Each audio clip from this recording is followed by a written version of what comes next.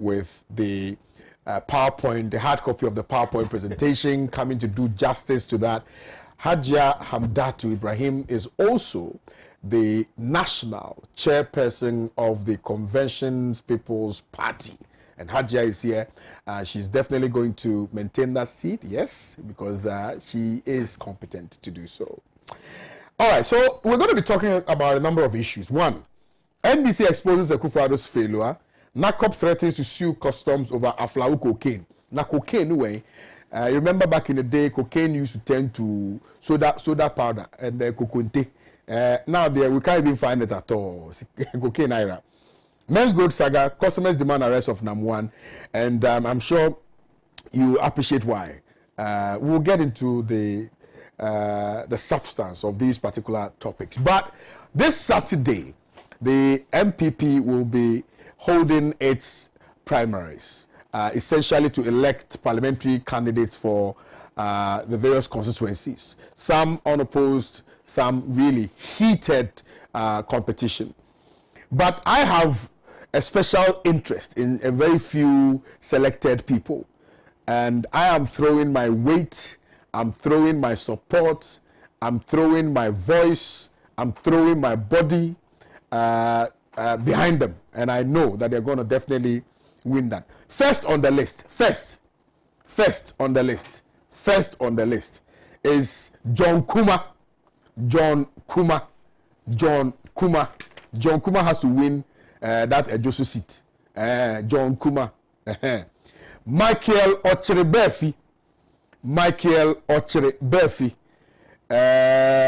I'm also. Michael Ocherebefi. I'm going to for that overview.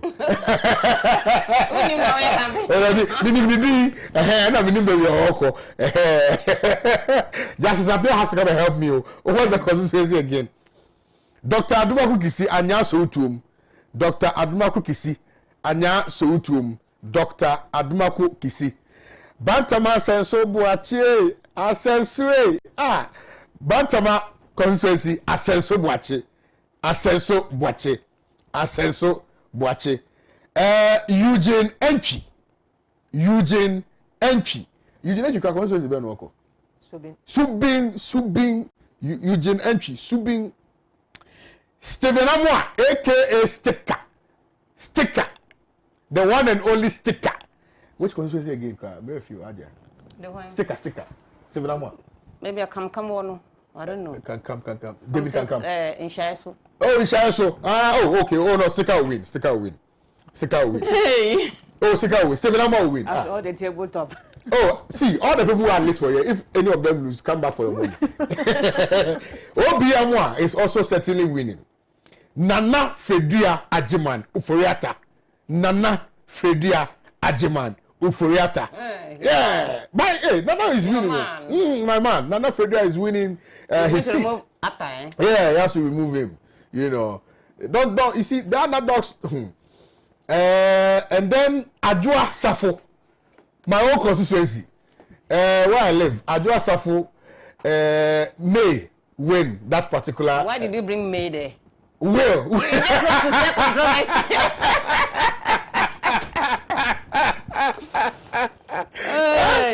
That seat is very easy. Me, I wish all the women. And then in the Mankesim enclave, where my father lived and where I also lived at some point, James Corsa Brown will be going head to head with the incumbent MP. James is a personal friend, so on the basis of that, I'll be biased, and so I would vouch for James Corsa Brown to win that particular primaries. Otherwise, all the other places, I mean, John Kuma is winning, Michael Ocherebefi is winning, Dr. Adumaku Kisi is winning, Asenso Buache is winning, Eugene Entry is winning, Stephen Amwa, aka Papa Sticker, you are winning. Obi Amwa winning. Nana Fredua Ajiman Uforiata won. Adjoa Safo winning. All right, so back in the studios, we're going to be dealing with the issues that I've tabled for our conversation today. Let me take you through them again. NBC exposes Akufo-Addo's failure. NACOP threatens to sue customs over Aflao cocaine. Men's gold saga, customers demand arrest of Nam1. It's important to kickstart the conversation with the MPP manifesto in perspective. Yesterday, it was broadcast live on several media platforms, including Pan-African Television. Now, I want to congratulate the NDC for an extensive work done. The concept, the idea of that PowerPoint presentation for me really sent a strong message to a lot of people, including myself. And clearly, we're going to be dissecting this particular 2016 manifesto in perspective. And Saka cannot wait to get seated because he's already boiling to come and fire the NDC. So the NDC says, claims deception and reality. Claims deception and reality. And surprisingly, they've created a website, www.nppfailedpromises.com, for full presentation. Let me go on that website and see if it's functioning before we even discuss what is in there. Hey, where is it? Google is not allowing me. www.npp failed manifesto. Hey, wow. Promises. Promises.com. Let me see if it works. Oh, are they?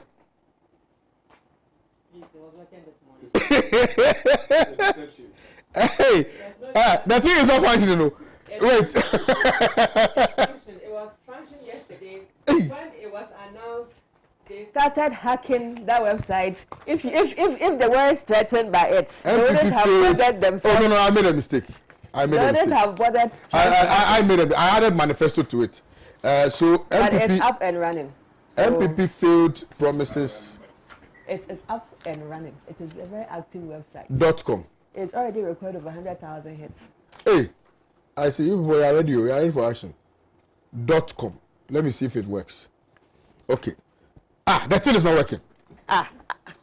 My friend. It was up this morning. MPP failed promises.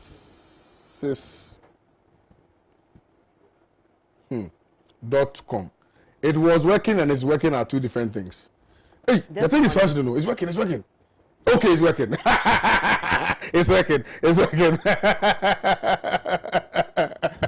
Okay, the thing is working. All right. So NDC has spent some cash in ensuring that they strip the MPP naked relative to the promises that they made. All right, we'll get into that. I think I should go for this quick commercial break so Saka can join in the conversation. So, quick commercial break. Stay with us. It's going to get very exciting here. Stay with us. Don't go nowhere.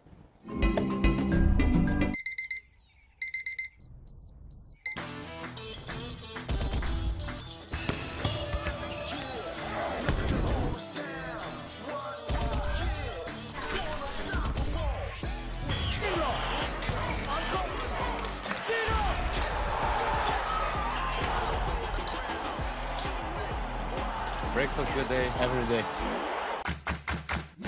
Nestle. Good food, good life. This advertisement has been vetted and approved by the FDA.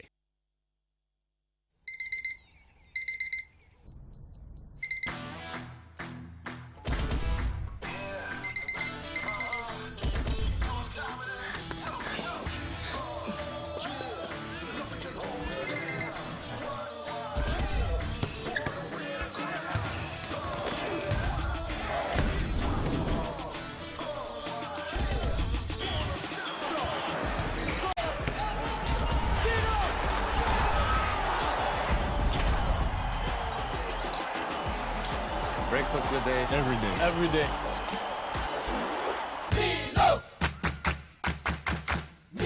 Nestle. Good food, good life. This advertisement has been vetted and approved by the FDA.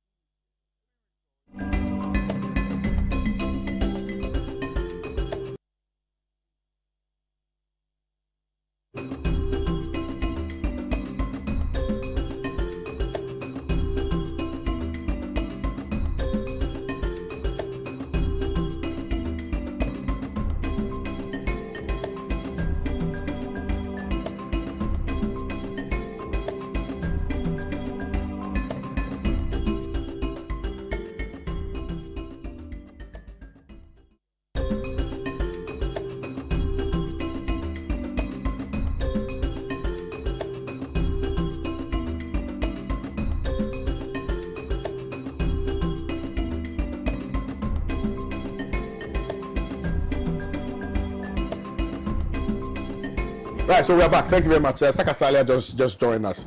Now, this is the book, all right? This is the hard copy of the presentation that was done. A snippet of it, I guess. It's not really the full presentation. So it says MPP 2016 Manifesto in Perspective, Claims, Deception, and Reality. I also have a video for you to watch. So before we get into this, let's just watch that video, and then the counter argument from the MPP side by Kojo Nkrumah. And then we can now, forge ahead in our conversation. But I'm sure that Adja will also speak for and on behalf of the CPP in respect of this particular matter. So let's just watch these two videos briefly. We shall return shortly. Ladies and gentlemen, it will shock you to realize that only 86 out of these 631 promises have been delivered. So the percentage achieved is 14%. 14%, not 78%. And we shall prove it. Agriculture, out of the 74 promises I told you earlier, only 13 have been delivered.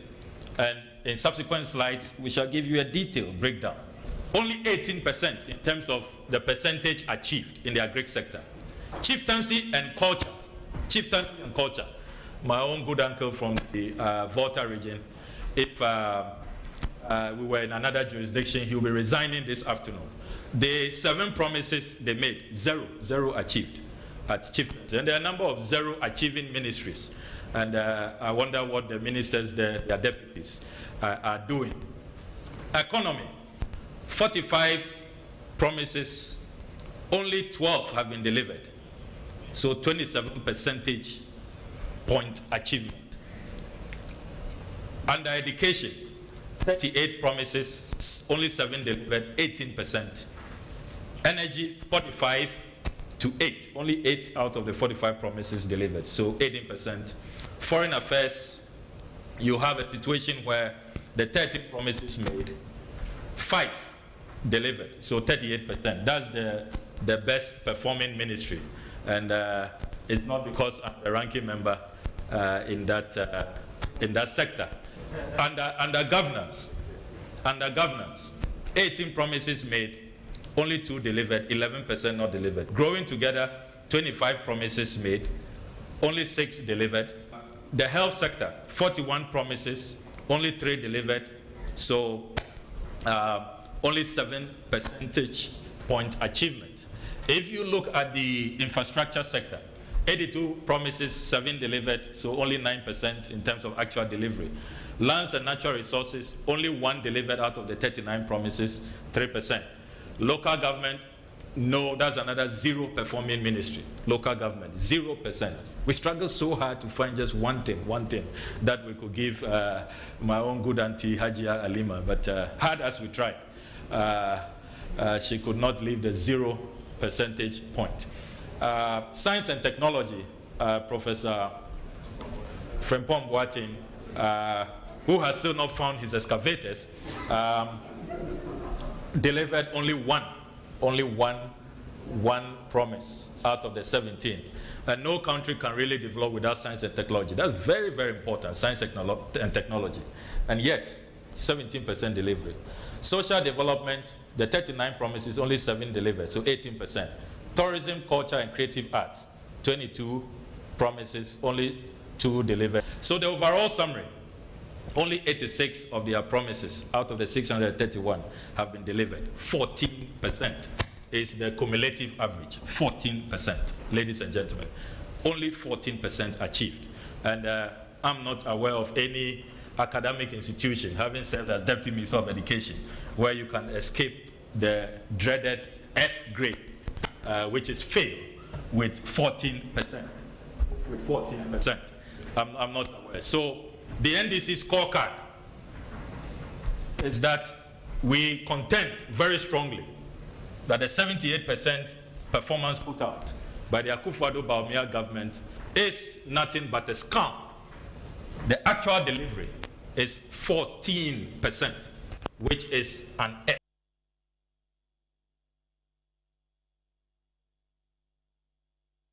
What they have also forgotten is that if Ghana makes progress, and we all accept that Ghana is making progress, the government and the people of Ghana, regardless of which administration is in power, regardless of which side of the divide to which we belong, are the beneficiaries. When Ghanaian leadership is respected and appreciated across the continent or the world, they too, regardless of their partisan political color, benefit from the collateral credit. We're clear in our mind that this being an election year, and despite the expectation that our attention as a nation, even on politics, should be focused on leadership in times of crisis, will bring the need for groups to get partisan. We do not, however, believe that Ghana's progress record should be undermined in people's attempt to be partisan. Government assures the people of Ghana that it will do well to set and defend the nation's record of progress straight, even in these trying times. We also take notice of the fact, very obvious, that this group, often as they take delight in attacking His Excellency the Vice President, whenever he implores empirical presentations on Ghana's improving situation, only are now turning around to copy his approach, the data-driven presentations at town hall meetings. We repeat that while they attack the Vice President's presentations with all the venom and insults, just about 4 months down the line, when we presented the record of delivery on the manifesto, they have now come back to adopt the same approach, hoping they can undermine it, but mixing it with a lot of untruths and false narratives. Now to the specific responses. Yes, there was a lot of drama and flash and screens and repetition in their presentation today, but if you strip it of all the drama and the screens and the flashes, in substance, if you take the form away, in substance, there were two main claims they made which the government believes must be corrected in time.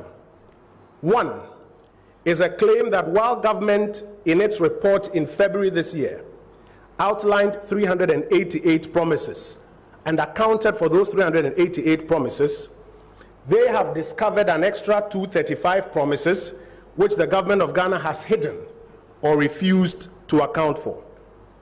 In their opinion, the MPP administration made a total of 631 promises and has been intellectually dishonest, mind the phrase intellectually dishonest, in not accounting for 631 and 388 rather. We'll deal with that first claim specifically. Secondly, they make a claim that the MPP has failed in delivering 86% of this supposed 631 promises. In other words, they claim that we have only delivered about 14% of this supposed 631 promises. Again, we expose a strategy that they adopt in the attempt to downplay the progress that we are making as a country, in downplaying from 78% to 14%. Now let's deal with the details.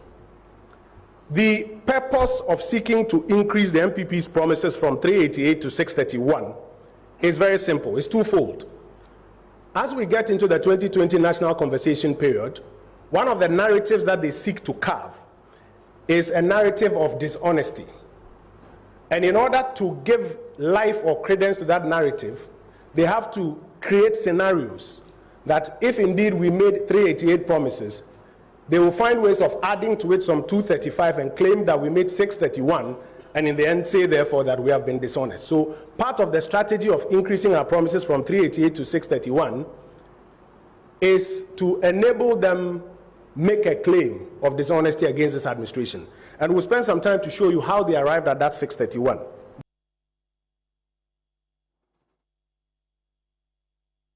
Welcome back.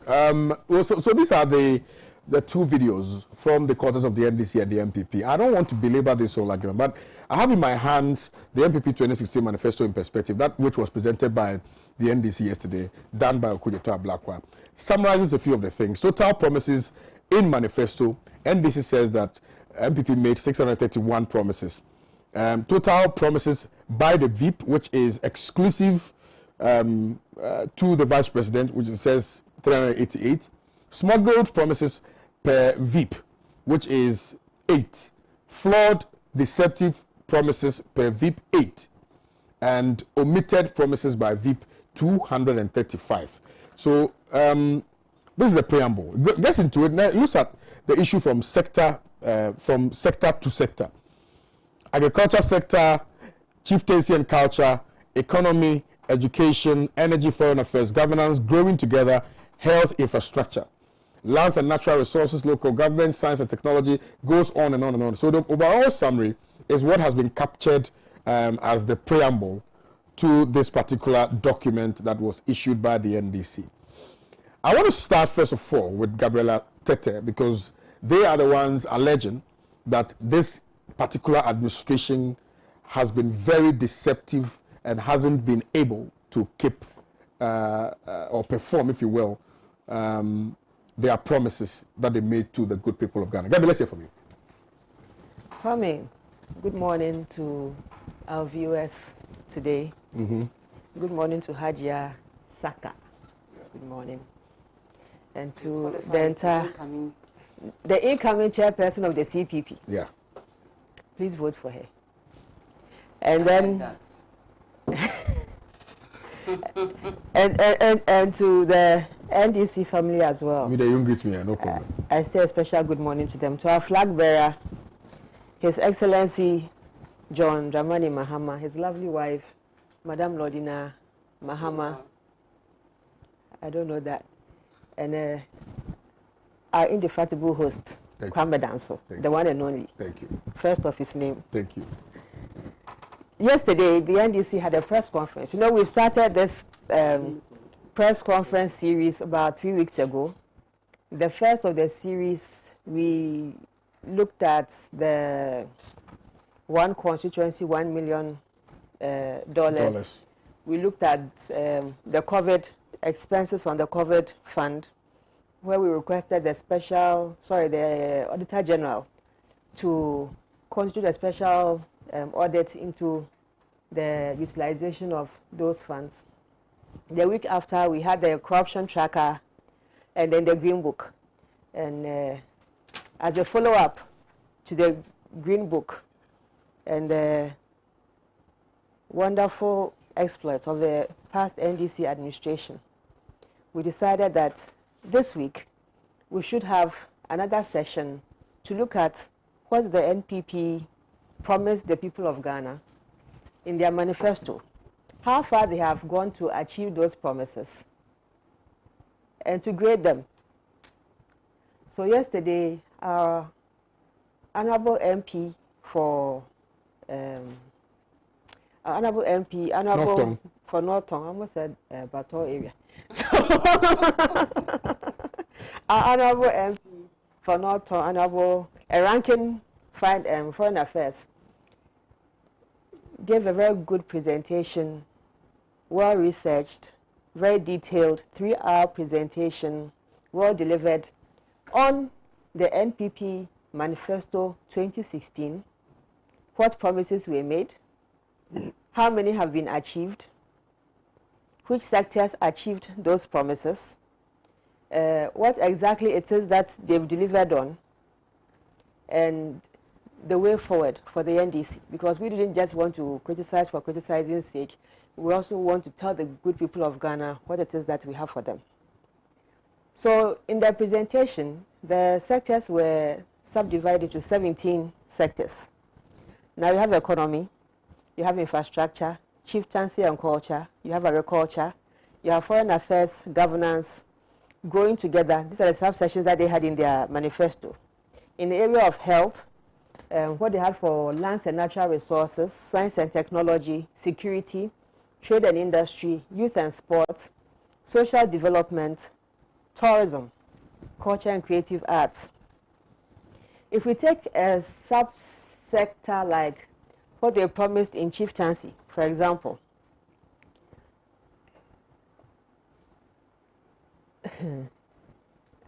Following you. We, after assessing them, gave them 0, because in reality, none of the things that they listed as that they had planned for the people of Ghana was delivered. Their flagship project, which is in the agri sector, planting for food and jobs, for example. In the agri sector, they did mention that they wanted to modernize agriculture.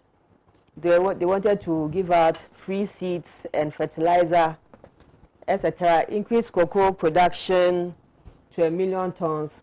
Since 2016-2017, when NDC was leaving office in 2016, we left cocoa production at 969,000. We were trying to beat our own record set by Professor Mills to 1 million tons. But we couldn't do it. The best we could after that was the 969,000 metric tons. Subsequently, for 2017-2018, 2018-2019 crop year, the NPP has not been able to achieve. And in 2017-2018 crop year, they did 904,000. The year after that, cocoa production declined to 811,125. In the area of mechanization, they promised that they were going to introduce new technology, on and on and on. Under the NDC administration, when we said we were going to modernize agriculture, we were interested in mechanization and irrigation. So we provided combined harvesters, tractors, and other machineries to be distributed to farmers. We also provided them with free seedlings. We gave them free fertilizer. We constructed irrigation projects in Dawenya, Akumada,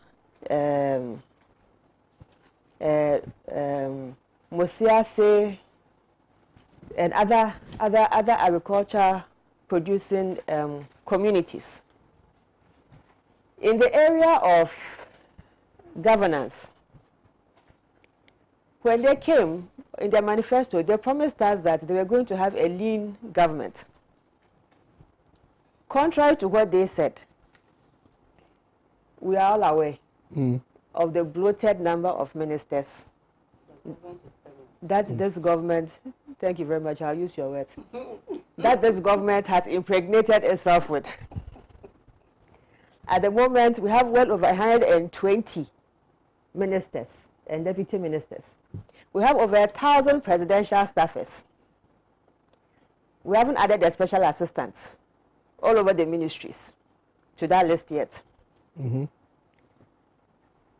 Amongst other appointees in the other agencies.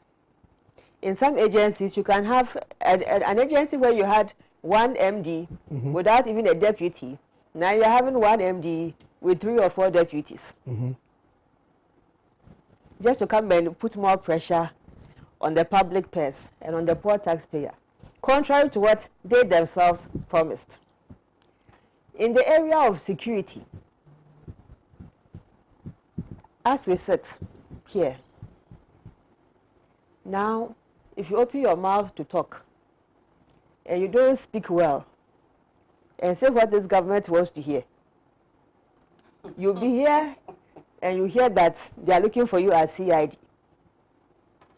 In the area of security, what they promised us, security of life, property, etc., etc., poor voters who went to vote in a by-election were chased out by khaki wearing black t-shirts, what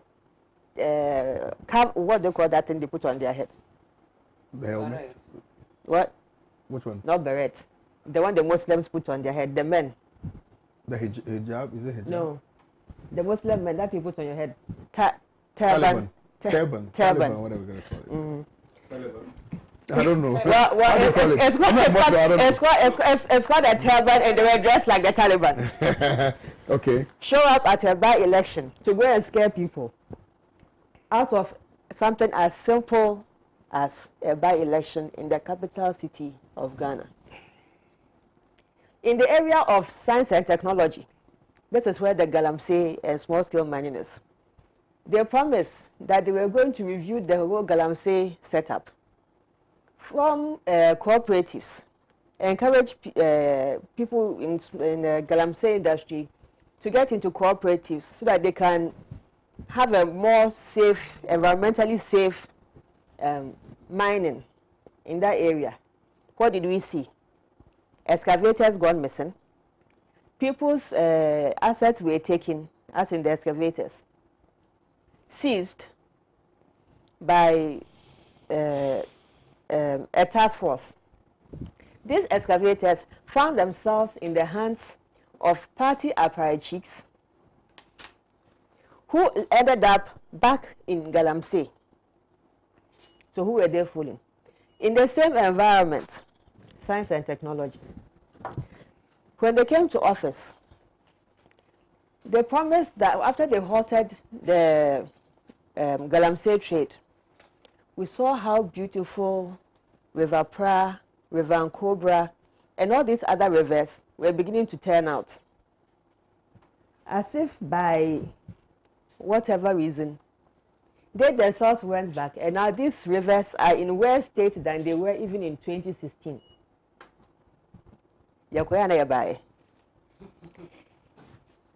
Same for lands and natural resources. In the area of youth and sports, they promised AstroTurfs. That one, I'll give them a little credit. So that when even if the people who did this did not give them enough grades, I'll give them +1 because they are religiously building AstroTurfs as if football is going to be our main export aside all the other sports in this country.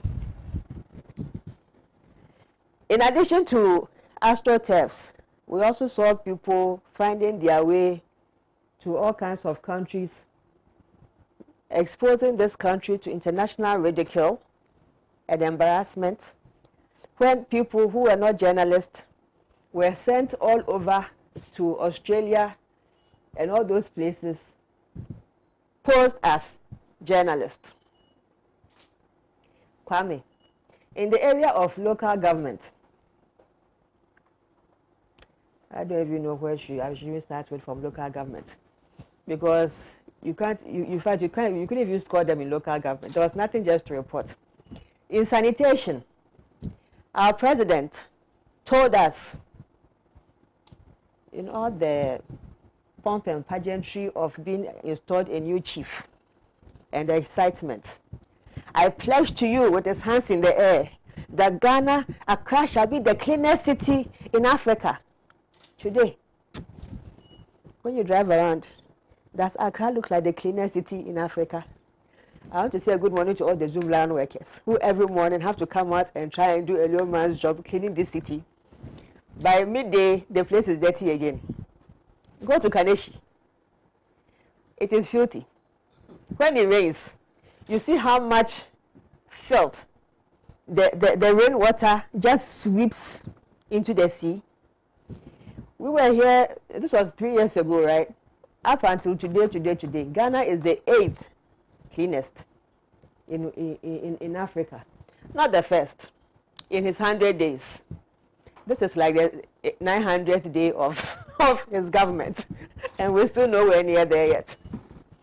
In the area of education, the only thing they can show for education is free SHS. Everything in education, they'll tell you, but we've given you free SHS. Computer school placement. Something as simple as having an algorithm. Take data from one file, spread it across institutions. Let the parents get their admission letters for their kids, put them into schools. We saw what happened at Black Star Square, where the whole place was turned into a prayer camp because people were not getting the opportunity to send their kids to school. You get placed in a school, you go, your name is not on their list, but the computer placement system has placed you in that school.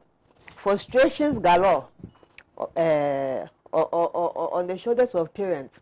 I saw videos of mothers crying for their children and all the pain and frustrations that they had to go through just to get their children into SSS 1. They are free SHS without looking at having adequate infrastructure across the education, the second cycle schools, the education sector. They decided to send people there en masse, a very unhealthy practice. Then they said that no, well, because of the numbers, we have to start a double shift system. Something that the NDC worked very hard to abolish, the double shift system. The NPP came And to fulfill manifesto promises, they came and packed all kids inside under free SHS, putting a lot of pressure on educational infrastructure. They have started doing some few projects here and there, few dormitories, but they can't showcase them because it's a pale shadow to what the NDC was able to achieve, even in the 4 years of President Mahama. So now they can't even outdoor their dormitories. They promised 350 schools, because looking at the achievements of what we were trying to do with the e-blocks and the excitement of the e-blocks, they said, no, we can also do it. We are going to do 350. Up to date, they can't boast of one single school that they have created. So they have to go and do small adjustments to dormitories and dining halls. You see, that is their so-called expansion in education. This, their free SHS, as a promise that we ourselves, as Ghanaians, made to ourselves, at the time will come that we have to ensure that we have free education, not just from primary school, but all the way to tertiary. I'll give them some credit that at least they came to institutionalize it, even though it's still a bit rough. This year, we would have seen the real outcome of the free SHS program. Now that the SS3 students are going back to school, it is with this examination that we'll know whether free SHS is successful or not, compared to the performance of students who came out from the previous year. We also know that this government has done quite a bit, including going to bypass questions, just so that students can study for this exam. So there's a lot at stake for the first intake of the free SHS program. Failure or success depends a lot on what happens at the examination centers for these children. Now, in the area of chieftaincy, where I said they've done practically next to nothing, apart from insulting chiefs for asking the EC to come and dialogue with them and explain things to them, so they can also speak to their subject. Fine, the Dabon crisis has been resolved. We have a new Yana, but that really was not the doing of the NPP. Even though Uncle wore his yellow to go and claim credit for it. that was actually the achievement of the National House of Chiefs and Asante Hene, who worked very hard over years, 7 years or 11 years, I stand to be corrected, one of those, to resolve the Dagbon chieftaincy crisis. So again, in chieftaincy, even though we know of the Dagbon issue, we know that it was not the doing of the government. In health, Kwame, name one hospital that this government has been able to construct. No, they say they're about to. They want to build some 9 regional hospitals. And 5 months to election. The one that they can now even go and tie the end of their fabric, their dress to, is the one that the private sector COVID fund is constructing, the Infectious Disease Center, because they give a parcel of land for that thing to be constructed. So at least you can go and claim credits for that one. That's the only thing you've done. They've promised in their manifesto that they were going to construct a police hospital, a prisons hospital, military hospital in Tamale. None of those things has been achieved. They promised 88 district hospitals. None of them has been achieved. It was during the COVID, the beginning of after the lockdown, that the president then announces that he's going to build 88 district hospitals and 6 regional hospitals. So for the past 3 years, what were they doing? Sleeping on health. The hospitals that we constructed under the NDC were left in the bush. We had to mount pressure on them before these facilities were even operationalized. We know the state of the University of Ghana Medical Center. Today, that happens to be a critical care center for the treatment of COVID. And our able health minister says he's resting there. Who goes to rest in a critical care hospital? Until his own president gave him up that he's suffering from COVID. We wish you speedy recovery. Bank Hospital, which they said is now a VIP health center. But for the NDC administration, it wouldn't have been there. Today is also another treatment center. There is municipal. It's up and running, constructed by the NDC. We have over 2,500 CHIPS compounds across this country. How many do they have to showcase? 0. When you ask them, where are your hospitals? Where are your CHIPS compounds? They'll tell you, we have done free SHS. As if free SHS solves all our problems in this country. In agriculture, back to agriculture, under the NDC administration, we signed a facility with the Canadian government, which was called the Maple Project, Modernization of Agriculture. For the purpose of that program was to support smallholder farmers on a large scale so they can produce more. When this government came into office under the nicely couched planting for food and jobs. Planting for food and jobs. I have a lot more to say. Saka, please. Planting for food. I'm talking about 17 I'm sectors. moderating my show. Why are you showing me what to do? 20 minutes. Is that your problem? I am talking about 17 sectors. I've just done about 6. Under the planting for food and jobs. Nice sloganeering. Thankfully, when they came, we had already secured the money there. They just had to take the money, run it with their planting for food and jobs. As we speak, the price of plantain is still high. Our agri minister says that when we go to the market, we should be able to get a bunch of plantain for 4 cedis. He says he has 300 working staff, hard-working men and women who spend their entire day in the market. So when he tells us that the price of plantain is 4 cedis, we have to believe him that the price of plantain is 4 cedis. When we go to the market and they tell us that a bunch of plantain is 35 cedis, 40 cedis, it is not true.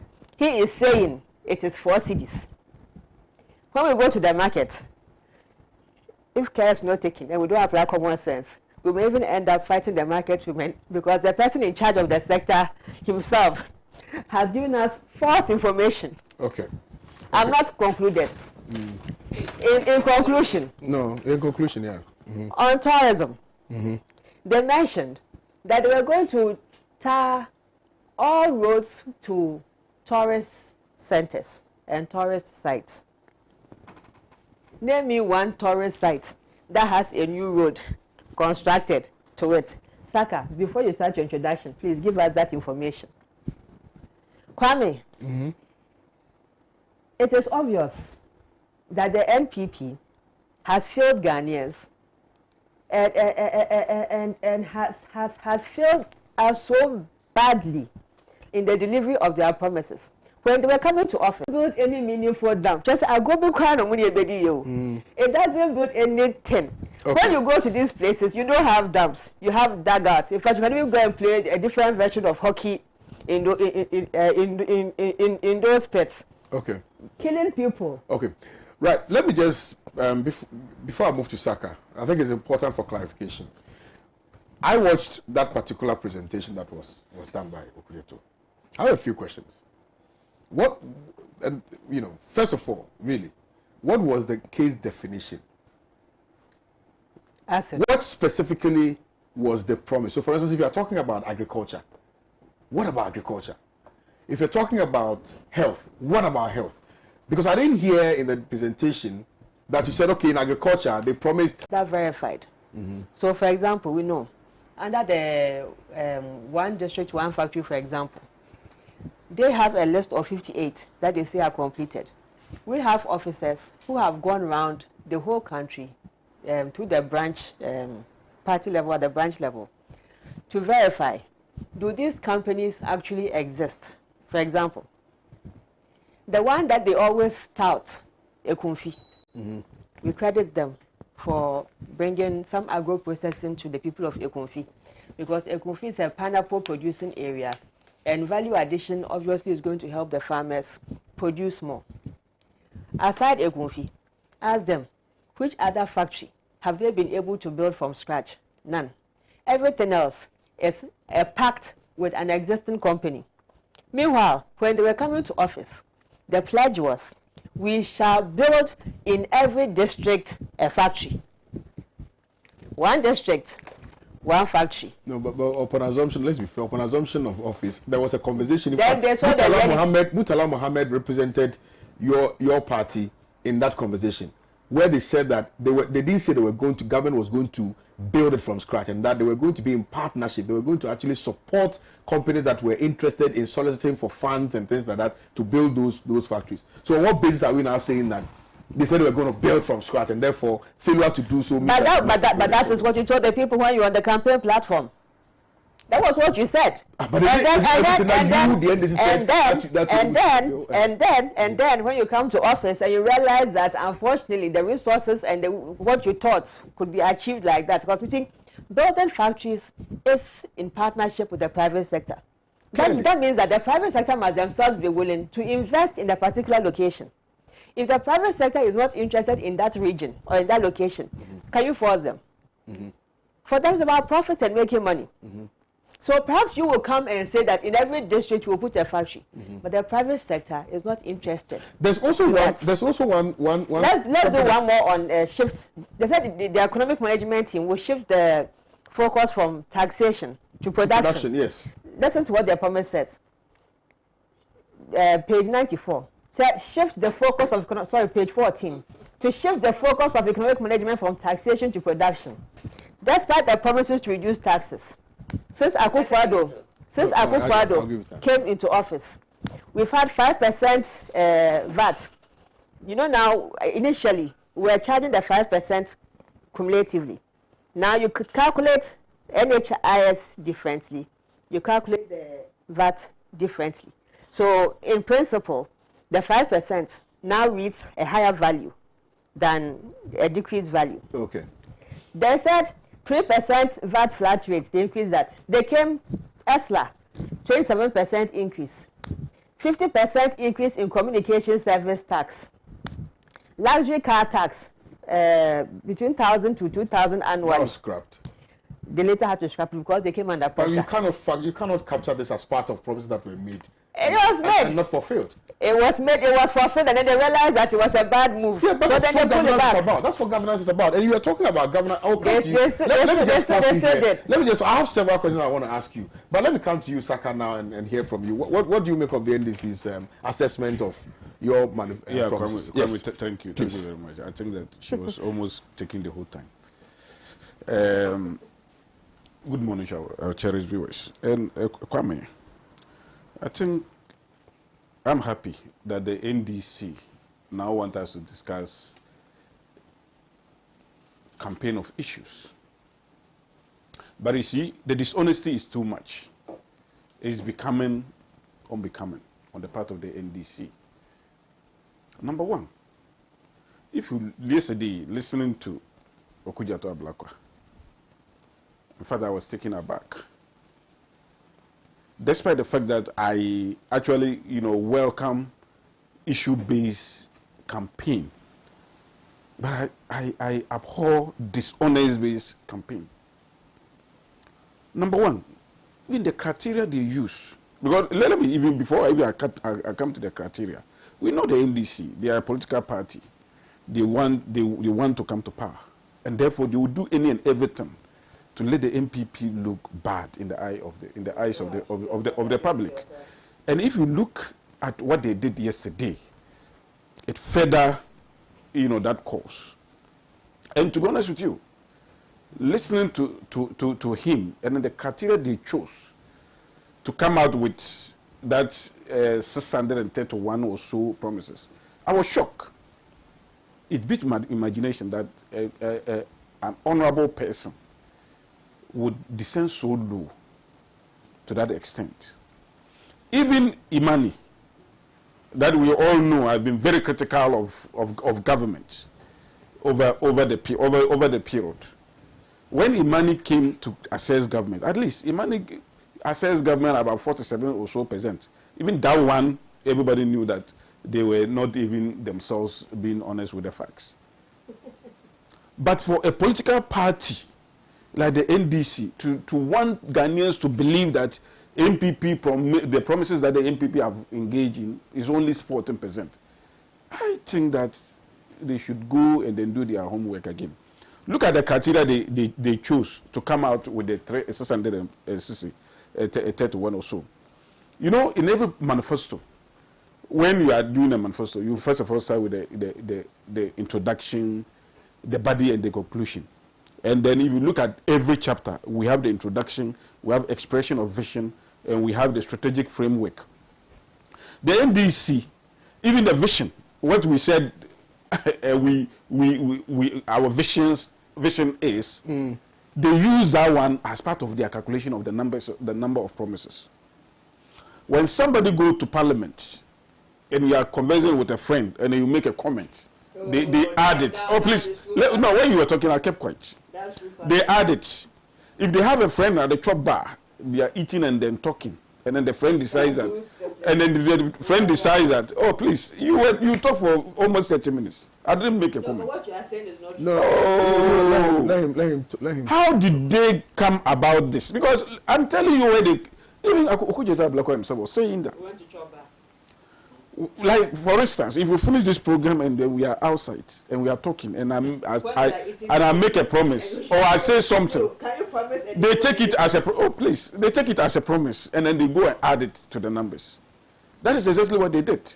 But if you look at our promises in the manifesto, because the manifesto is a working document that we have, and then what the flag bearer says in the campaign platforms and all that, but for you to now be mentioning, look at him, look at her, mentioning that we said 360 secondary schools.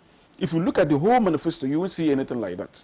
Indeed, it was in 2012 manifesto that we promised to build 350 secondary schools. That time, NDC also promised 200. And when the NDC won the election, they started building the 200, even though they could only finish 19. But do you expect us to come? Even what the NDC finished, they were unable to even pay for it. Do you expect us to come 2016 after 2012 promising in our manifesto, then 2016 when we come? Then we should go and set the 360 again when we have the ones that you build to pay?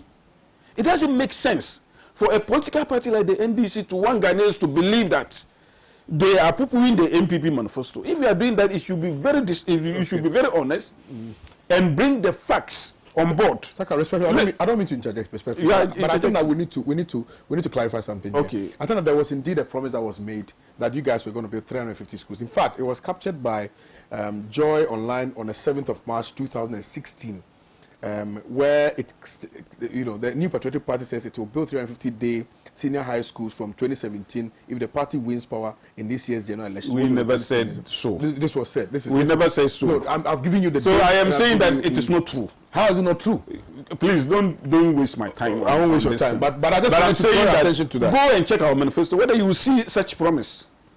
Go and check our manifesto. There was nothing like that. And indeed, we promised that.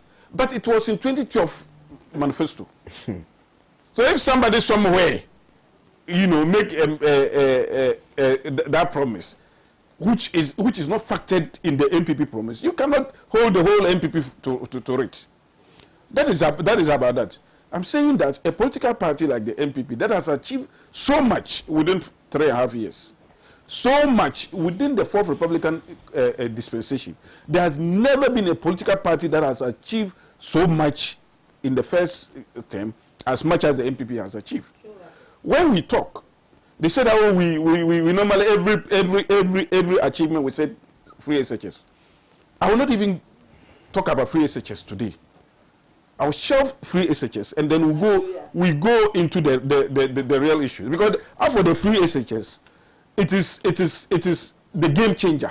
When we come there, it overshadow every achievement that John Mahama has ever done in his life as a president. If you look at even the NDC themselves, in 2016, during the campaigning, during the electioneering campaigning, they could only achieve 33% of their manifesto promises. It is documented. Only 30. So they were unable to achieve about 67% of their promises. So that is one. And then you cannot say that Ghanaians made a mistake, because they knew that the NDC did not perform, and that was the reason why you were ousted. Please let me go. And if you look at all the things that the NDC say they have done, and then they put it in that green book, a lot of it, some of them were from J. Kufuor period, some of them were from John Evans Atamel's period. Some of them did not even finish. The NPP had to come and finish them, but they appropriate everything to themselves. Can you let me finish? They appropriate everything to themselves. But meanwhile, if you have the NPP that achieve something, for instance, the Temamoto Way interchange, they will jump and come and say that, oh, we had a vision to do it. And because we had a vision to do it and we didn't do it. But this was started. Oh, I'm coming. This was started way before 2016. I'm coming. What started? Oh, please. You see, it started with. I wanted to have. Hold on. I wanted to have an opportunity. Please go ahead. To talk about all this, and that is the reason why when you were talking, I kept quiet. But Kwame, you said what? Go ahead. No. You made a second point. That it started under NDC. Yeah, it started before. What happened under NDC? Oh, the grading and everything started before then. The what? The grading of the road and everything had started. Which road? Before. The motor interchange. I used to live in Kwame. You are the host. Am I lying? Oh, please. No, it's a fact. Even the NDC will not say the things. You can say that you completed it. That's fine. Even the NDC will not say these things that you are saying. This is the first time that a human being is saying that the NDC cleared the road. What the NDC is saying is that they look for the fans. Well, that's what I'm telling you. Please. We have started then. So that is starting. No, come on. You see, in your determined. Because I'm sitting here 1 hour. Yes, in your determined aim to defend for the NDC, you are running into the gutter. Not okay. Let me not use the gutter. No, you are running. Use it. You are running. You are running outside the road. No. It's fine. No, you are running outside the road. No. I'm running to the gutter. Because the NDC has never said anywhere that they prepared the ground, they did all those things. Indeed, it was Nenado that cut the salt. At that time, there was no groundwork, nothing. So the NDC is only saying that, oh, they got the money. But even that money that they talk about, we came and renegotiated the terms. That is also about it. A political party that you are saying that is only score 14% cannot be a political party that has successfully implemented the planting for food and job policy. It cannot be a political party that has brought back a teacher training allowances. It was never taken away. It cannot be a political party that has brought back the nursing training allowance. It cannot be a political party that has successfully implemented the one district, one factory policy. It cannot be a political party that has built a lot of dams, the one village, one dam policy. It cannot be a political party that has ensured that we expand this economy. A political party that have made it possible for economic growth to be the highest growth in the world in 2019. It cannot be a political party that have ensured that every constituency have gotten an ambulance. Never in the history of any African country that a single intervention like about 307 ambulances have been brought to a country, not even Nigeria that has the population. So such a political party cannot be a political party that has scored 14%. A political party that have ensured that the national health insurance that was almost in comatose under the NDC has been revived.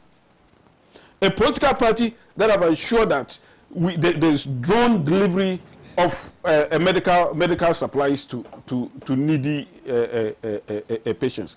A political party that have ensured that we end Danso. Under the NDC, everybody knew that even this program that we are doing, we would not have been even be sure that the program will end because of the erratic nature of the electricity that we had then. But the MPP ensured that we came into power, we ensured everything possible that this electricity subsector would see the light of day. And then we did that. And have even gone ahead to ensure that we reduce tariffs on electricity. Household and commercial, tariffs have been reduced drastically. So if you look at the MPP, and in the fact that even the financial sector, the NDC want to even change the narrative. The financial sector that we have been able to claim, and through what the NDC did during their time. The NDC, what did they do? They ensured that this financial sector collapsed. Under them, in 2015, they did what we call the quality review, access review.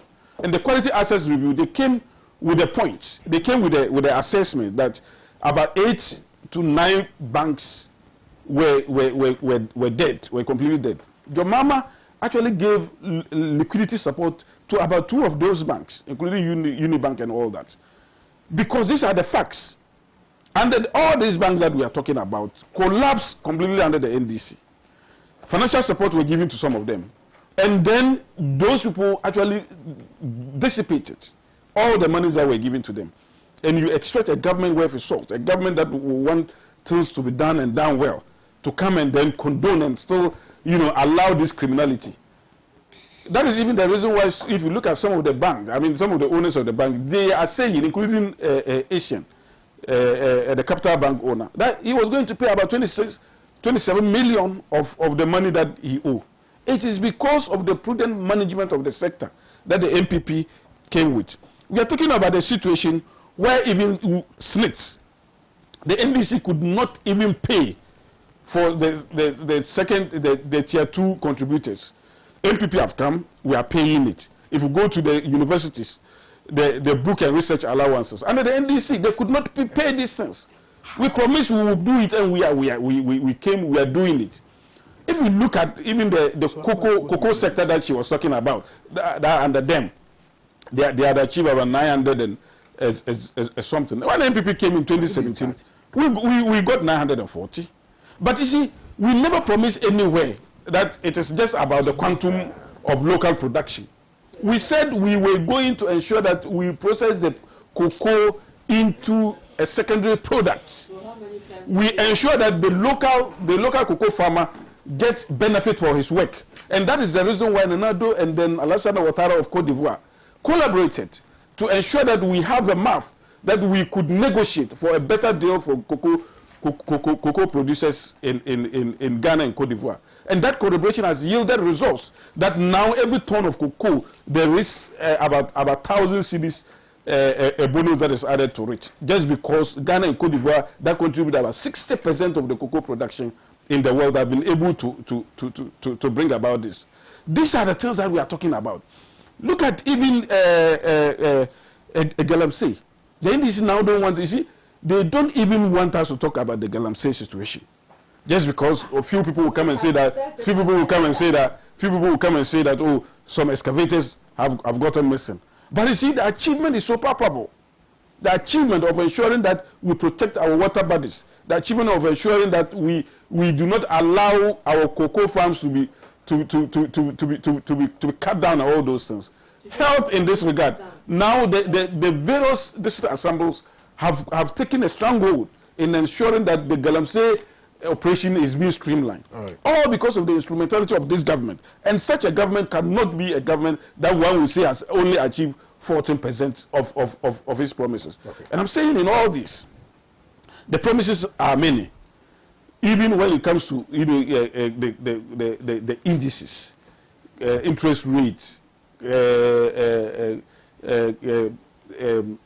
the indices, including the fact that if you take the NDC period, the budget deficits, and all those things, we came and said that no, we will not allow such a thing to happen. And therefore, in our manifesto, it was there that we are going to ensure that we bring out this Physical Responsibility Act. And then we brought it into being. Now you cannot spend more than 5% of your revenue. Thanks to Nanado. But for COVID, we would not have been able, we would not have done what we said we wouldn't do under the law and all that. So I'm saying that all the things that the NDC did, indeed, because they are anti-development, they don't want this government to succeed. When they came to power, they said so many things, and then they even took us. Anytime we are going to assess loans and whatever, the NDC will jump. They went to Luxembourg to say that no, the 2.25 bond was illegal, and therefore they should not allow it to come to fruition. It was thrown onto them. They went to Shraj that the 2.5 billion was a conflict of interest situation, and therefore an act of corruption. Shraj refused to listen to them. And even recently, when we were sourcing money from the IMF and all that, the NDC came and said that under the COVID situation, we are presented conflicting figures, and therefore IMF to sanction Ghana and all those things. These are people who do not believe in Ghana. These are people who are anti-Ghana, and then they will turn around because of power, because of their inordinate desire, to achieve power at all costs. They turn around and then come out with some nebulous and some fictitious numbers. When we know as a political party that we have only 388 promises in our manifesto and other promises, and out of that, 300 of them are being worked on. Some of them have been achieved, others are about to be achieved, and that amounts to about 78% of the MPP promises that we made. Thank you. So it cannot be 14%. The 14% is the creation of the NDC, is a figment of their own imagination, and should be thrown back to them. Okay. Thank you very, very much. Adja Amdatu, before you, but Adja. I would like to say a very good morning to our cherished viewers out there, especially the members of my great party, the Convention People's Party. Kwame, Adja.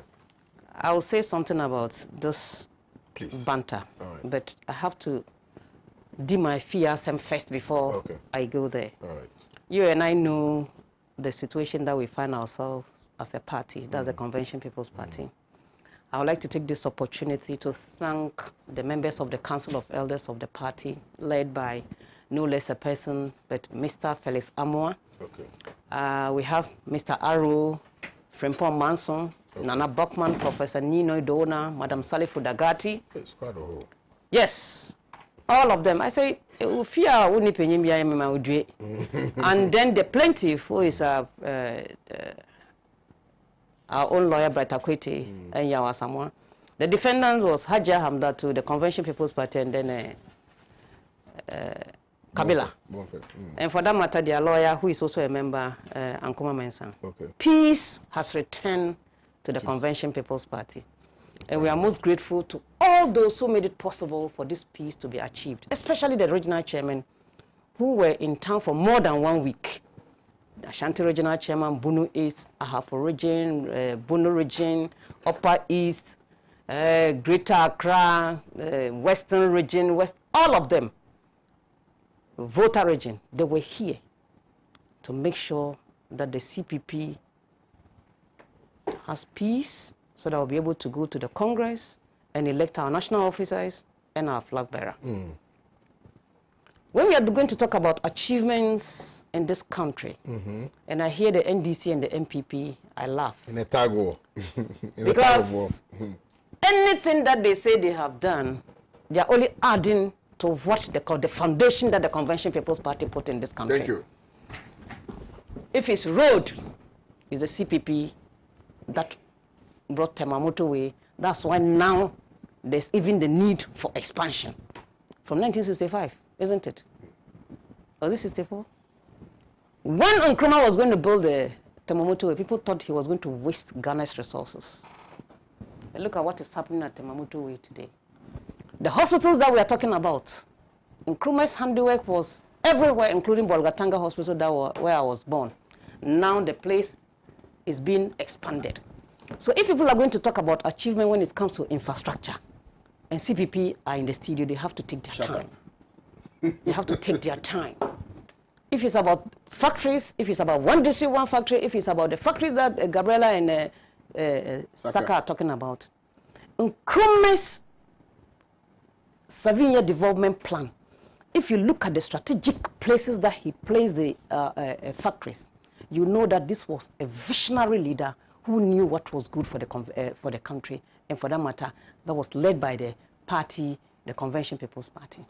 Look at Bolga, where the meat factory was, and the machines are still working. So if you want one district, one factory, we'll go and try to revive that factory without going to cast salt and build a new one. Because the machines, even though some of them could be obsolete, but you can replace them. And it was strategically placed because that time we had this thing with Burkina Faso. That time it was Ouagadougou, Upper Volta. Are you with me? Upper Volta. I'm not going to look at them to this. Upper Volta. That time, because Upper Volta was a dry country, they bring their cattle from that place to Kumasi. They graze. After that, when they are going, they leave some amount to Ghana to feed that factory. And no portion of the cattle will be wasted. If it's the skin, we use it for the leather shoe in Kumasi. The horns were used for something else. So strategically placed in all the regions. So if we're going to talk about accelerated development when it comes to infrastructure, no party can match the Convention People's Party. That is why we are calling on the good people of this country. In the fourth Republican dispensation, we've not been given the opportunity to serve. Something that we have done before, we can do it. But one thing we should all remember is that governance is a process. It's not an event. And I will be happy to see subsequent government completing unfinished projects of their predecessors. That is what development is all about. But if you're going to leave this and go because this you didn't start this, that is why monies are being wasted in this country.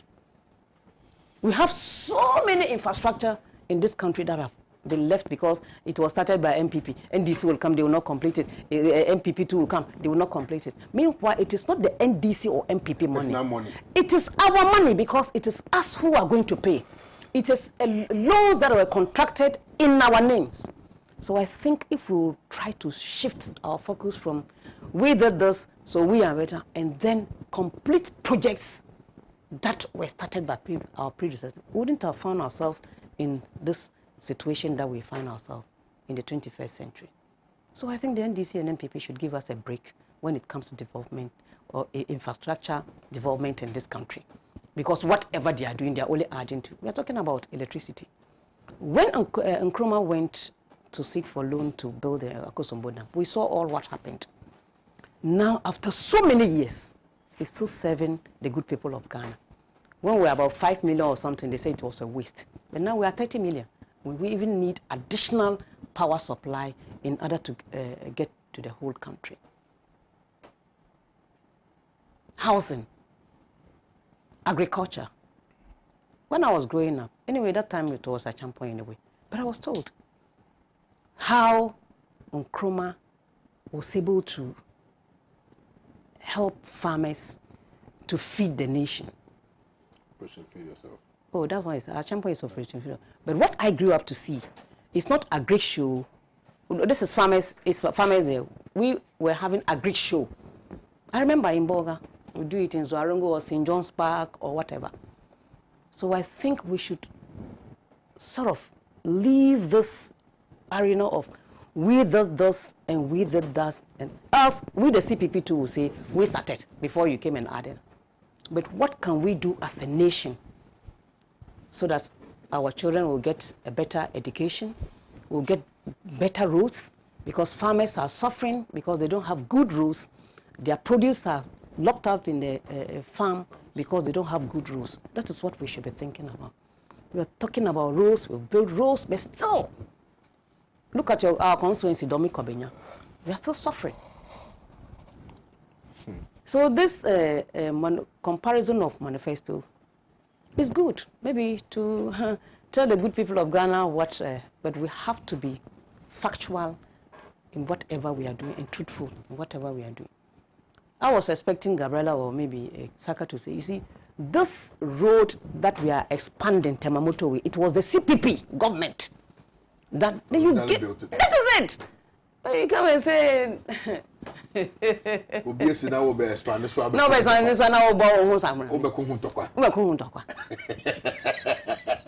so that is what I'm looking through your camera to plead with the people of the Convention People's Party that we should forget our differences and come together as a party and give a better alternative to the good people of this country than the infighting that we are fighting, and then people will say because we are fighting they cannot give us their mandate. The fight stopped yesterday. We are all together. Let's build this party. Whosoever emerges as flag bearer, chairman, will all support. Because me, that's how I am.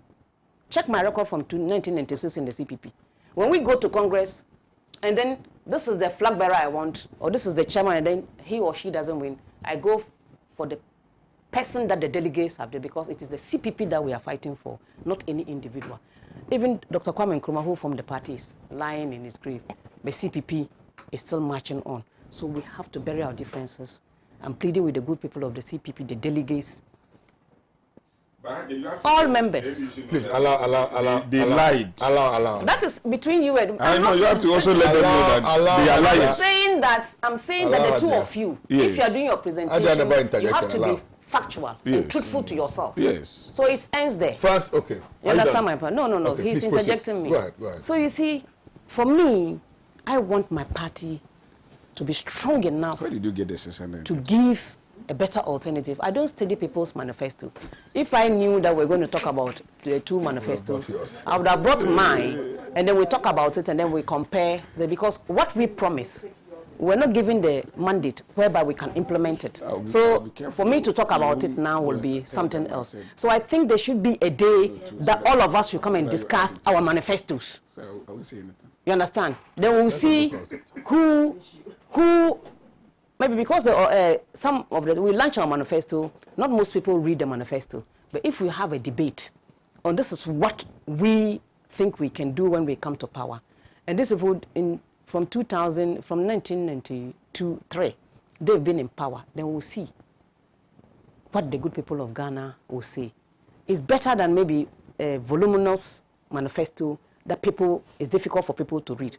But if you take about 4 or 5 thematic areas, then we expand on it. You give us 2-4 hours, then we debate it and see how many messages will come, which will go in favor of CPP, NDC, or MPP. And you see at the end of the day, your viewership will increase instead of the 1,000 to 8,000, because the CPP has the better alternative policies than the two parties that are always making a lot of noise. I agree. So I read my case. Let me read a few messages. Hold on.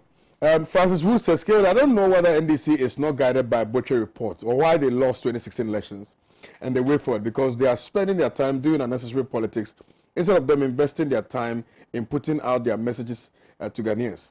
What they were saying are things everyone can verify and draw his or her own conclusion. But what they wish to do, if given the opportunity, is not known to Ghanaians. They should wake up. Time is running out. Francis from Aflao. In as much as I agree with you, I also disagree, because you remember prior to the 2016 elections, Dr. Baumia was all over the place, punching holes into the NDC's achievement and things like that. So I think it's healthy. If it's healthy, it's good. Policy what's it called? I mean, having conversations about policy and things like that is always the best. Hold on. No, I'm reading messages, please. Let me read messages. I don't want to get into the gutters with you, please. So let me read my messages.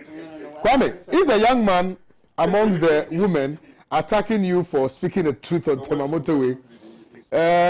Who did the drawing, negotiation for the cash, demolition, and gravel works in the expansion, etc.? I heard him talking about the medical drones. Which page is it in their manifesto? This one was sent to me by Akogan. Good. Well, Saka said, because I said that the grading had started, he said I was. Because we came and even choose the contractor. So the grading started with Ogbefi, okay, says champion. What is Saka saying?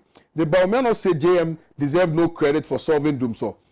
Anita Williams says MPP guy can lie like an armed robber. What John Mahama did in Ghana within a short time, he was in power for no president in West Africa has ever done that. Okay. The prof says, good morning, please tell Saka to stop the lies. Electricity tariff has rather been doubled after Nado announced 50% absorption. The MPP government is like someone looking forward and walking backwards. Akpaku Divine says, the Saka is not informed about their own manifesto. What a shame. Akpaku Divine from home.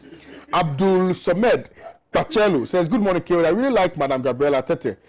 She's always smiling. Good morning. Abubakar Hamza Jegbali. Keo, good morning to you and your panelists. I really enjoy your show today. Keep it up. Shakespeare Adam Y says, good morning, Keo. I suggest that all platforms, including all NDC communicators, should have a hard copy of the MPP manifesto and point out their promises to them. That's why pages were provided for us to check. The work has made the arguments very easy. MPP never again. Roderick Mitchell said, beautiful. Let me quickly go and read the other messages on our Facebook live stream. Because the WhatsApp number apparently has a problem. So I cannot read from the WhatsApp phone. Regardless, I think it's imperative that I read the messages. So I'm going to just quickly go to the Facebook page on Facebook and then read a few of the messages. So you can send me, I have 63. Okay, let's see if I can read a few of them. Ibrahim Washara says, it's past history, long gone, Hajia. I think the guy is talking about the achievement of the CPP. Muhammad Nyani in Tamale says, good morning to KOD and to your able panelists. In fact, the MPP is a total failure. Ghanaians will not make such a mistake again come December 7, 2020. Inshallah, you say your regards to Honorable A.B. Fuseni. Roderick Mitchell, I've read the message. Says, hi, lovely brothers and sisters. Adnan Aziz says, great talk by Hajia Hamdatu. Yao Nyamadi says, great talk, Hajia. Nuhu Abdul Hamid says, good morning to you. We know that Ghana is not a family business. Let's come together and make it a better place. JM is the visionary leader you can get, inshallah. Yao Nyamadi says, we need you, CPP, to be the third alternative to sack NDC and MPP. Babamu Petrot says, from Tamale Central, good morning to KOD. Why didn't the NDC scrutinize its own manifesto and rather focusing on the MPP manifesto? In fact, this clearly demonstrates that the NDC's alternative is very, very scary and empty. Thank God for the able Vice President, Dr. Baumia, Pius Oga, Nadi, Papiyoyo. The man is confused, talking while the women are quiet. Suswawu Kwame, watching from Dubai. Kwame, good morning to you. Tell Saka to stop the lies. K. Frederick says, Saka, behave, okay? Waters GH says, I'm Waters from Atebebo. Like, seriously, the CPP woman touched my heart. She's real and sincere. All she said is true. MPP and NDC are just wasting our time and monies. Come to Atebebo. The Gari factory has been burnt down. On the Atebebo Yeji Road, the police checkpoint building has been left to also burn. Waste our monies. Waste of monies. One day, they will surely account for it. You are my best. Pan-African TV. Mr. Pratt is my favorite. Thank you. Kotoka Gamali. Good morning to you, my brother, Kwame, and all your panelists. The MPP government think they are smart. If they think they are smart, Ghanaians are in a hurry, and Ghanaians have learned their lessons by voting this MPP into power. Okay, thank you very much. Kutika Courage in Aloga. Agbamnyo Future, Pan African TV, good morning to you. This is Bernard Achu. Kwame, tell the CPP woman that I was convinced, I'm convinced about her message now. I want to talk with her privately. Tell the MPP guy that we are awake now. Mahama for 2020. Akan Engialen says, good morning to Panafric. I can imagine this cheerful smile in opposition. Opposition good for you, pa NDC. Clement Akan from the ND. Nagum C.A. Suleiman says, good morning to you all. What kind of lies is the MPP guy peddling over there in your studios about ending Danso? The only megawatt they attempted adding to our power sector since coming into office was the disgraceful Palugu Dam shortcutting. A shortcutting that was done without any agreement signed based on it. They rather created, looted, and shared the proceeds. K. Frederick says, Kwame, good morning to you. NDC is the better alternative to MPP. Amenyaglo Patrick says, Kwame, Saka said NDC told lies. Even on your show this morning, he lied that the NPP government got 940 metric tons of cocoa in 2017. Please ask him whether how they can get that in less than a year in office. Okay, thank you. So Adam Yusuf introduced says, good morning to KOD. Defending lies is never easy. You see how Saka is struggling to defend his clueless and misled government. Caleb Okazi says, Honorable Kwame, please ask Saka to tell us the amount of megawatts they have added to our grid for power supply since they came to power. Okay. So these are a few of the messages that have been sent to me on Facebook. I will try and look for the other ones because I did some watch party. Gabriela, you said you wanted to respond to a few of things. Yes. Before I go to Saka and I come to Nigeria, we wrap up. Yes, Saka was saying that they never promised 1 million tons cocoa production. So the NPP manifesto on page 53. That's what it says. Cocoa, NPP's objective over the next 4 years is to restore production to over 1 million metric tons per annum. So this objective? That is your objective. Have you been able to achieve it So in 1 year? So is the vision? No, is the vision. Your vision, if your government comes and says, my vision is to make sure that every child of school going age in senior secondary school is able to go to school free of charge. And you put in a free SHS policy. That is you making a promise and achieving it. Don't come when you're not able to achieve that. And then it was just a vision. It's a pipe dream. So you finish? Who's that? I'm coming. Besides horticultural crops, the NPP will promote production based on commercial farms without growers. So are we on break?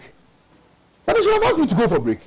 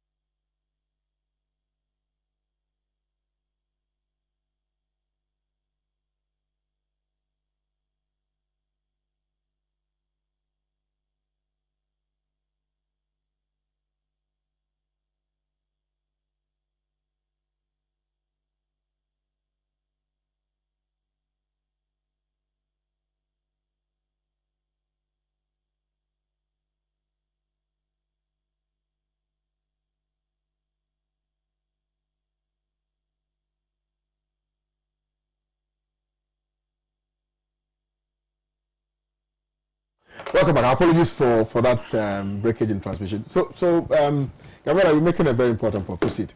Yeah, so I was rebutting Saka when he mentioned that they didn't promise 1 million tons.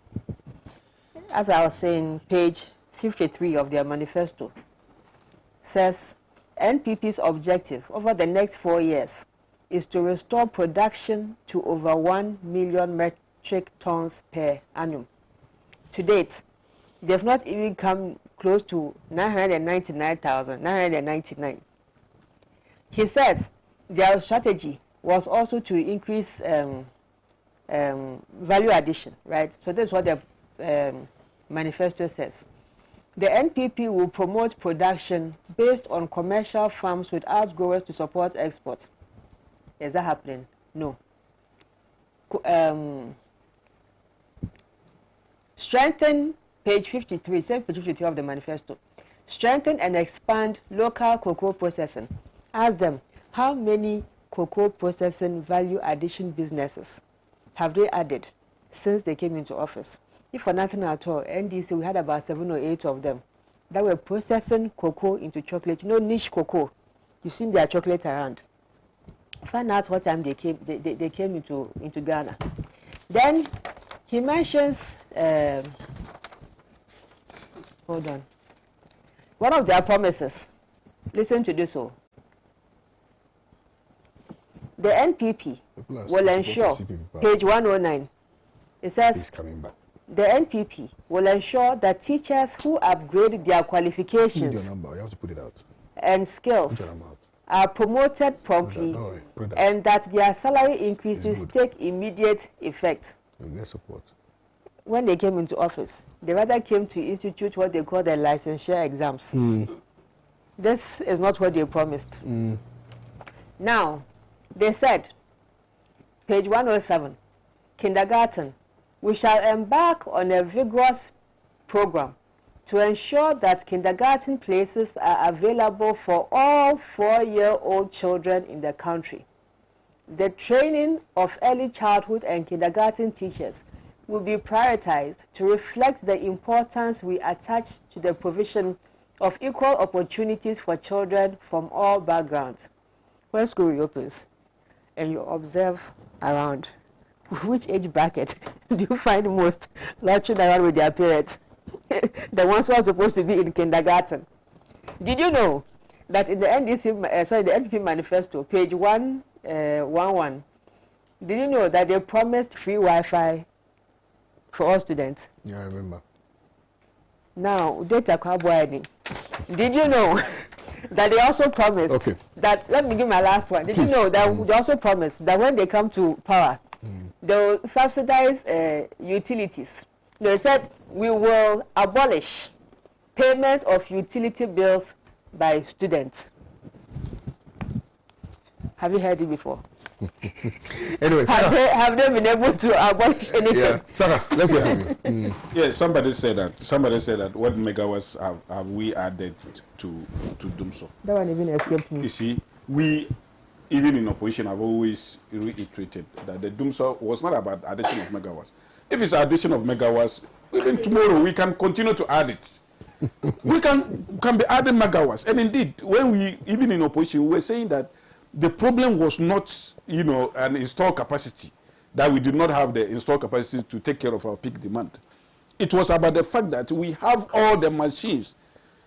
And the problem was really about money, fuel to buy, crude oil to power the thermal plants.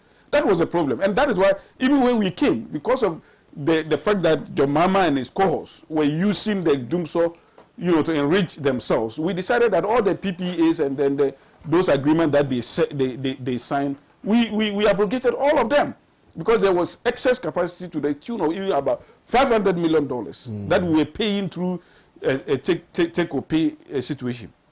And we said it cannot happen. So we ensured that we paid the West Africa pipe gas line. We did not owe them. There was no any indebtedness. Our indebtedness to all the other IPPs has been paid and all that. And we ensure that we get the crude in time to continue to have stable electricity. And somebody also says that Baumia said that Jomama cannot take credit for ending Dumso. The same Jomama, 30th of June, graphic online by Daniel K. Kenu, says that we are not out of Dumso yet. 30th of June 2016, graphic online. They should go there and see. 2nd July 2016, Sam Tete, he also says that the Jomama cannot be sitting on the Dumso timetable because there was a need for us to have a timetable to streamline things. But the Jomama was sitting on the timetable, and then they themselves had come out to say that Jomama cannot be sitting on Dumso timetable. So this was even after Baumia had made that comment that came out of the fact that Jomama had gone to do the State of the Nation's address on the 22nd of March. And he was now saying that we were almost out of the wood. And then he was saying that even if that, he cannot take credit for that. So I don't even get it when the NDC tried to say that they ended Dumso just because they had brought this power plants. At the time that for good 5 years, you could not solve Dumso, then you all of a sudden were at the embers of your regime. You go and bring hired plants and come and say that and call them emergency power plant. If it were emergency, why wouldn't you have brought them at the beginning of the Dumso? Why bring the Dumso at the end of the term of your office? And you see, these guys cannot do anything that when you see NDC doing any project, it is because they want votes out of it. Thank you. Haja. Like the way I think let's wrap up. Votes from the delegates of the convention. Yeah, people are asking for your number. So first, before even you make your submission, just put your number out. People want your number. People want to support. See, Sakiri Yaki, I need the CPP woman's number. Yeah, I think so. You know, Moses Yao, the day I see CPP is coming back. Plenty of people. What is it? Plenty of people. They want your number. Just put it out. But before I put my number, I want to make a plea. Okay. Because I remember going to one of the radio stations. I put my number out there. Not just support. People were asking for something else. In fact, it's difficult. No, Pan African TV viewers, they are different. Okay. My number is 054 671 3550. That's my hotline. If it's WhatsApp, it's 0264 611 398. Nobody should ask me for the number again. You know, I've been telling people, CPP, we are facing some challenges. Yeah. If the viewers wants to help, they can help us. The other day I said it in Ashanti region, and even in Greater Accra, people called me backdoor. Why are you saying this? And I said, if you are sick and you don't tell the doctor the exact sickness, maybe they will give you paracetamol instead of Codeine. We are facing challenges. We don't have the resources. So if anybody who wants to donate if it's cash pickup and everything, bring it to the party contest. We'll record your name. If you don't want us to publish it, because we don't have any moving vehicle in the Convention People's Party. It's a fact. Now. If you don't take that, they will not call again. But they're coming to help. They're coming to help, but they're not coming to take something. You understand? I want people who will help so that they will ask for accountability. You understand my point? Because if I'm sitting here and a KOD decide to donate a pickup to the Convention People's Party, Inshallah, I'll make sure that pickup is registered in the name of the Convention People's Party. That is what I'm talking about. Yeah. We don't have it. Yes, I'm the acting chairperson and leader of the party. We don't have it. So please, the other day when I went to Kumasi, I even took my distance to Otu to do something for me because he's a member of your party. He's not a member of my party, please. Don't taint him. He's not a member of the party. Now, some of our friends are watching. They are extending their greetings, especially to KOD. That's Jamila. Hey. She says hi to her party member who is sitting right in front of, by my side. Gabriela, you know Jamila. She's also red like you. Hey, my red. You're yellow. And Saka. But before I finish my submission, in Ghana, we have to give space to women in this country. Women, we are more than 52% when the last population census. So we are more than the men. Of course, even the world. The men, we have tolerated you for a very long time. That's the minority ruling us. I think this is the time for you to allow the women to also be partners in development. No, you see, don't get me wrong. Partners in development, because we have to help. But if you are trying, NDC, you have how many women who are contesting? Many, eh? About 27, 28. Yes, you see. Now, even the MPP, they are going for primaries on Saturday, and they are trying to squeeze the women out. Oh, but if the woman is incompetent, we are trying to squeeze them. It's about competence. Tell me, the man must be competent. The man must be competent. You see, I want a situation whereby political parties, maybe if it's Dominic Obenya, all contestants should be women. Why? Wait. Oh, let me finish. No, why? Let me finish. Affirmative action. Okay, why men? Why not? We have men in parliament who have not said death. Kwame, that will come. Death. But you don't make noise to Wait. No. Plead for it. What I'm saying, you don't plead for it. You don't plead for it. That's tokenism. We don't want that. No, you don't plead for it. We don't want that. Women are as capable as men. You see, let me tell you. I know that. As capable as men. This misconception about affirmative action bill, that people are so scared to pass it. When we were growing up in secondary school, we heard a song send your girl child to school. Have you been hearing that again? Oh, that time you were still in secondary school. But it was just no, it's not. Alhaji Hamza, let's wrap up. My time is up. So if you say anything at all, allow the women. I've had my final word. To have. It's okay. Sure. I've not finished. Right. I've noticed it. But try. He was going on and on about. Gabriela, don't sit by me and distract me. Gabriela, I don't like that. You have not finished. You see the woman. You see, if other woman also have a say. Don't let him come between us. Don't give I need my 3 minutes. Don't give him the opportunity. I respect you, but I need my 3 minutes. So if he's anything at all, I wish all the women who are contesting this weekend, as I did during the NDC time, I wish them well, and I wish those contesting on Saturday well. All right. To win all their primaries, all the women. We're not talking about a competent, men are in parliament. 12 years, they've not just one. No. Hold on. If you can mention names, protecting our strategic petroleum reserves as we speak. I shouldn't mention names. Even have 1 liter in a. Ambassador Sampiale has sent me a message. He said, as we ask Saka. He said, Saka. He said, Saka. Are you saying that we had installed capacity? Yes. If so, why did we send pastors to Akosobo to go and pray? For your truthful information, the last load shedding timetable ended in November 2016. If we had installed capacity, why did we as a country have to go to the toy machines? For toy machines. Saka, please. Hold on, please. Toy machines. Kindly note. Can't I read the message out again? Saka, can I read my messages? I don't want to go to the gutters. I beg you. Saka, please kindly note that we still call President Kufuor president. Any average student of political science knows once a president, always a president. Yes. I don't want to share the Rollins, President Kufuor, President John. Saka does that a lot. He said John Mahama. You can't say that. Show respect. You can't say that. Page 46. You MP said, Assemblyman said you know chop some before. Who told you that? Have you ever been Assemblyman before? Where? Kwame, page 46. The manifesto Kwame says that they shall utilize the Jubilee funds. Some PLA he's ambassador, say it well. His statements are so incoherent. Hey. You are talking about More important.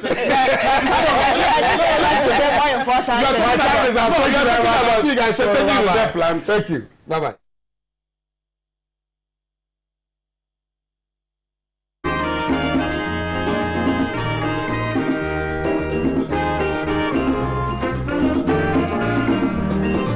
He has labored, he has suffered to lead his people into the land of freedom. He is the Redeemer and the champion of liberty, of human equality. Let's salute him, fellow Ghanaians, the nation's founder, Sergeant Kwame Nkrumah. May God bless him, Ghana showboy, Africa's great son, Sergeant Dr. Nkrumah.